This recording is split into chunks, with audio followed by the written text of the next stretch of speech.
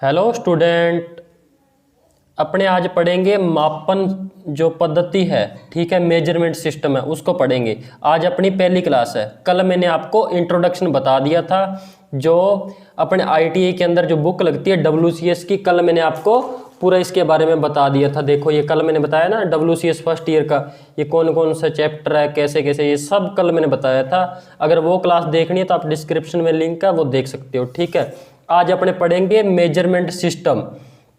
सबसे पहली बात है कि ये भौतिक विज्ञान का पार्ट है, ठीक है, भौतिक विज्ञान का पार्ट है। इसको अपने पूरा आज ढंग से पढ़ेंगे। ये क्या सिस्टम है, FPS, CGS पद्धति क्या है, MKS क्या है, SI सिस्टम क्या है, इसके लास्ट में क्वेश्चन भी करेंगे। देखिए कि अपने को इसकी जरूरत क्यों पड़ी। जैसे अपने कोई मोबाइल लेने जाते हैं, जैसे अपने कोई मोबाइल लेने गए तो वैसे तो नहीं, ऐसा तो नहीं बताता कि इतने फुट का है, इंच में बताता ना भी आपका जो स्क्रीन है इतने इंच की है, 6 इंच की है, 7 इंच की है। उसी प्रकार जैसे दूध लेने जाते हैं, वो ऐसा तो नहीं बताता कि आपका 5 पाउंड दूध है, पाउंड दूध है, ठीक है, ऐसा कुछ नहीं बताता ना। जैसे कोई भी दूरी है, अगर मैं बोलूँ यहाँ से मेरे को दिल्ली जाना है, तो मैं ऐसे तो नहीं बोलूँगा हाँ भी 1,00,000 सेंटीमीटर दूर जाना पड़ेगा। इसकी ज़रूरत कहाँ पड़ी, कैसे पड़ी, ये सारा सिस्टम बताता हूँ। सबसे पहले देखो, अपने ऊपर अंग्रेजों ने राज किया है, ये बात तो आपको पता होगी। तब उन्होंने क्या एक सिस्टम लाए थे, वो FPS सिस्टम, FPS सिस्टम। वो लंबाई को फुट में मापते थे, लंबाई को फुट में मापते थे।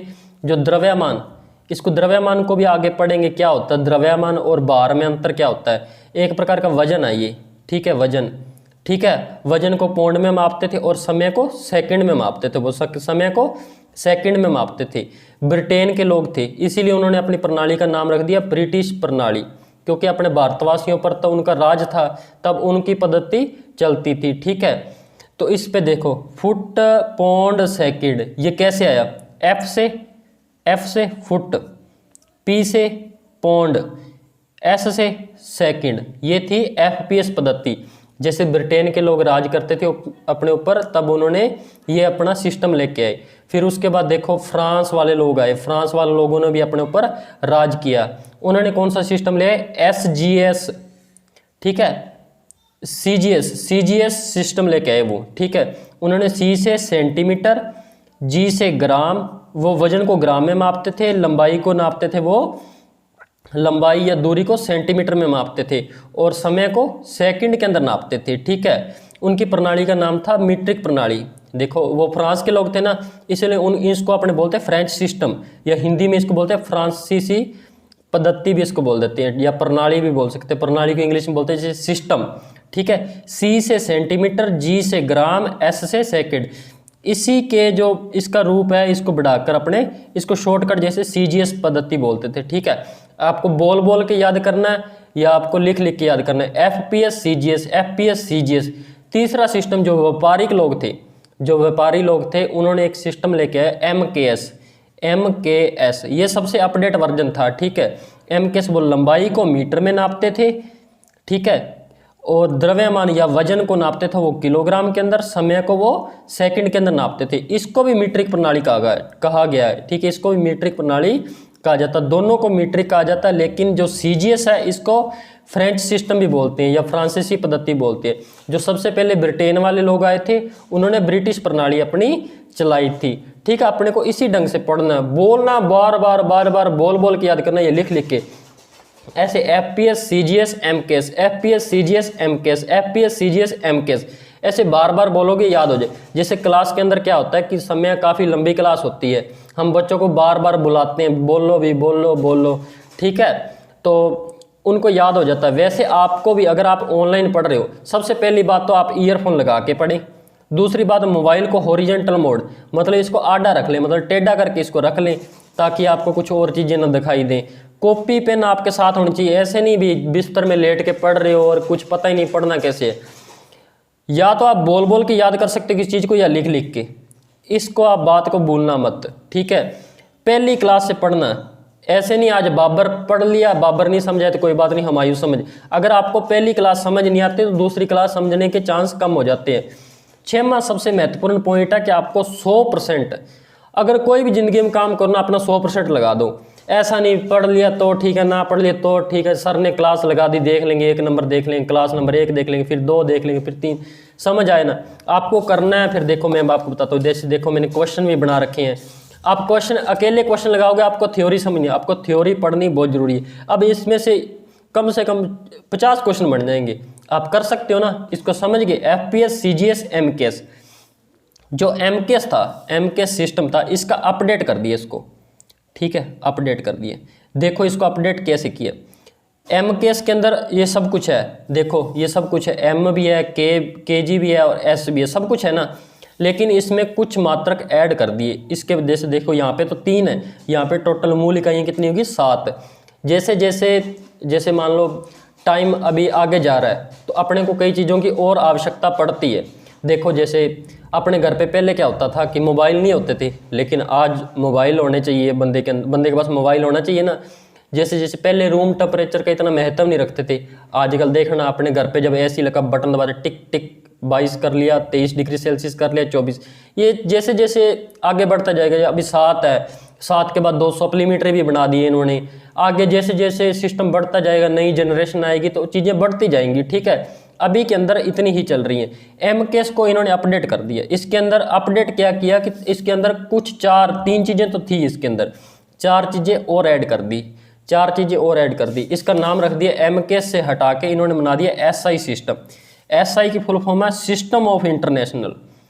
देखो S system of international, system of international. अगर हिंदी में इसकी बात करें तो SI पद्धति इसको बोलते हैं।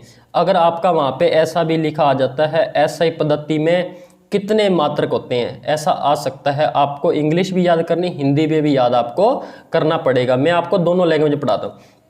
देखो SI प्रणाली में कुल कितनी इकाइयाँ, 7। इसको बार बार SI मात्रक जो प्रणाली है इसके अंदर 7 मात्रक होते हैं, 7 मात्रक होते हैं। याद करना, बार बार बोल बोल के लिख लिख के आपको ऐसे याद करना। 7 के 7 मैं आपको बताता हूँ। इसकी एक छोटी सी ट्रिक है। ट्रिक तो क्या है, इसको मैंने बोल बोल के इतनी बार बच्चों को रटा रखा है ना क्लास के अंदर कि वो कैसे भी क्वेश्चन कर सकते हैं। हो सकता है मेरे क्लास का कोई स्टूडेंट इसको देख रहा हो, अगर वो एब्सेंट हो तो वो यहाँ से सीख सकता है। इसको कैसे याद करें, देखो इसको अपने शॉर्टकट लिखते जाएंगे, बार बार लिखेंगे यही बात।